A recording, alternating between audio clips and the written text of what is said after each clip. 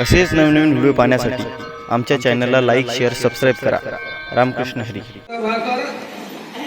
वृत्ती प्रभाकराचं चिंतन ऐकण्याकरता एक श्रोता असा होता पुण्याचा. तो म्हणाले, मला तुम्ही वृत्ती प्रभाकर सांगा. ते म्हणाले, तू वेळेवर आला तर मी सांगत जाईल. बरोबर तू 8 वाजता येत यायला मी सांगत नाही. तो येऊन 8 वाजता बसायचा. यांच्या लक्षात आलं तर कधी कधी 8 दिवस तो बसलेला असायचा. दादा तिथे येत नव्हते. तो 8 दिवस मात्र सतत येत होता. आणि 8व्या दिवशी दादा यायचे आणि त्याला वृत्ती प्रभाकर सांगे. 8व्या दिवशी यायचे. 7 दिवस तो येऊन बसत होता. दादा येत नव्हते आणि 8व्या दिवशी येऊन त्याला वृत्ती प्रभाकर सांगत होते. श्रेष्ठ ग्रंथाचं चिंतन ऐकण्याकरता आपल्या स्वतःची अशी तयारी लागते. त्याच्यात म्हणजे आपला बाजार भुंगेपणाचा विचार काहीतरी त्या ठिकाणी नाही आहे. असं ही अवस्था आहे. ही साधक अवस्था आहे. पूर्वीच्या काळातल्या साधू संतांची साधक अवस्था शुद्ध अवस्थेपर्यंत जात होती. आता साधकच अशा प्रकारचा राहतो. ही गोष्ट बरी आहे. ही गोष्ट चांगली आहे. नाही त्याच्यापेक्षा हे बरं आहे. पण त्यांना असं विचारावं, हे आमचे जगन्नाथ महाराज पवार होते.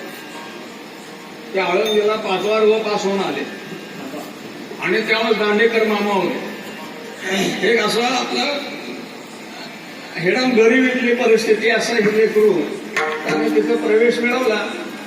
म्हणाले, कसं काय माझा अभ्यास होईल. पण त्याने अशी पराकाष्ठा केली महाराज, अशी पराकाष्ठा केली. 4 वर्ष त्या संस्थेमध्ये महाराज होते, प्रेमानंद महाराज राहून. त्या संस्थेमध्ये ज्यांना संत सहवास घडला, ज्यांना माऊलीची सेवा घडली, ज्यांना आध्यात्मिक तत्वज्ञानाचं चिंतन घडलं. आम्ही भक्तीच्या मार्गामध्येही प्रवेश करत नाही आणि त्याचं जे भक्ती मार्गाच्या माध्यमातून जे तत्वज्ञान आहे ते सुद्धा आमच्या लक्षात अशा प्रकारचं येत नाही.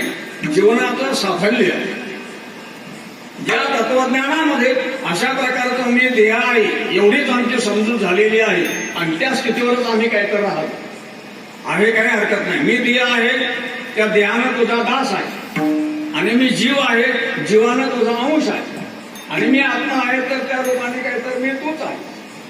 अशा दृष्टीनं काय कर त्या ठिकाणी आपली जी जीवदशा आहे त्या अवस्थेमध्येच आपण सारखे अशा प्रकारचे घुटमळत असतो. त्या स्थितीनं काय कर, एक सांगू तुम्हाला, हे जीवन सफल होण्याकरता त्याने 4 वर्ष काढले जगन्नाथ महाराज पवारने. आणि 4 वर्ष काढल्यानंतर मामांना भेटण्याकरता गेले. मामांनी पाठीवर हात फिरवला. काय श्रद्धा होती त्या लोकांची, त्या विद्यार्थ्यांची. बरं का, हे तुम्हाला लक्षात ठेवा.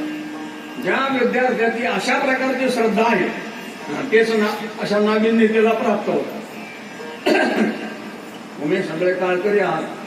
गळ्यात माळ घातली की माळकरी होतो, टाळ वाजवता आला की टाळकरी होतो. आणि याच्यानंतर माळकरी आहे, टाळकरी आहे, पण देवाचा सेवक आहे तो वारकरी होतो.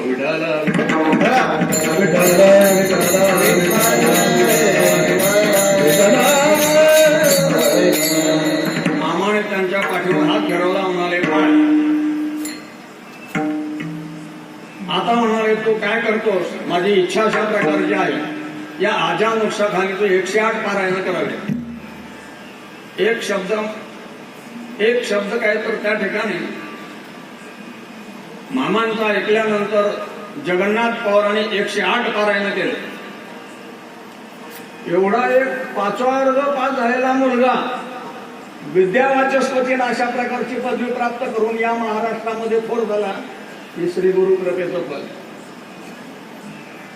हे गुरु कृपेचं अशा प्रकारचे त्या ठिकाणी ही स्थिती अशा प्रकारची आहे.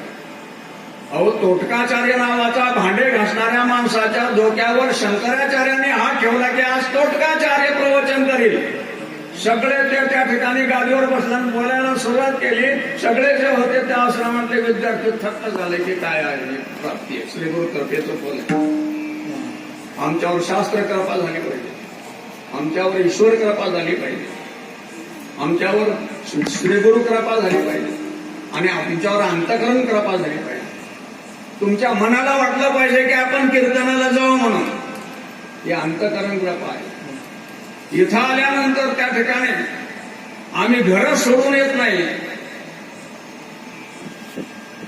ही विषयाशक्ती आहे, त्याच्यामुळे आम्ही घर सोडून इथे येत नाही. इथं आलो तरी कीर्तन कळत नाही, हा बुद्धिमानचा दोष आहे. इथं आलो तरी कीर्तन कळत नाही, हा बुद्धीतला दोष आहे. अरे प्रवाहामध्ये गढूळ पाणी असतं, पण प्रवाहामध्ये आल्यानंतरच ते प्रवाहामध्ये ते गढूळ पाणी निवृत्त होऊन ते स्वच्छ होत असतं. आपण प्रवाहात राहत नाही, आपण श्रवणाच्या प्रवाहात राहिलं पाहिजे. आणि त्याच्यामुळे काय तर आपल्यामधलं अज्ञान निवृत्त होत असतं. आपल्याला कळत नसतं, पण कळते पण समाप्त होत असतं. न कळते पण समाप्त होत असतं. धर्म सांभाळावा लागत असतो, पैसा मिळवावा लागत असतो आणि देव कळावा लागत असतो. देव ज्ञानानं कळत असतो आणि ज्ञानात भक्तीनं देव आकळत असतो. अशी समजूत माणसाची झाली पाहिजे. आपण नरदेहाला आलो, आपण पामर अवस्थेतून, आपण पामर विषय अवस्थेतून मुमुक्ष झालो पाहिजे. आपली अवस्था बदलली पाहिजे. एखादी मुलगी कुमारी असते, पण ती काय तर सौभाग्यवती होत असते. काय तसं पामर विषयी अवस्था जी आहे त्या अवस्थेतून आपण मुमुक्ष झालो पाहिजे.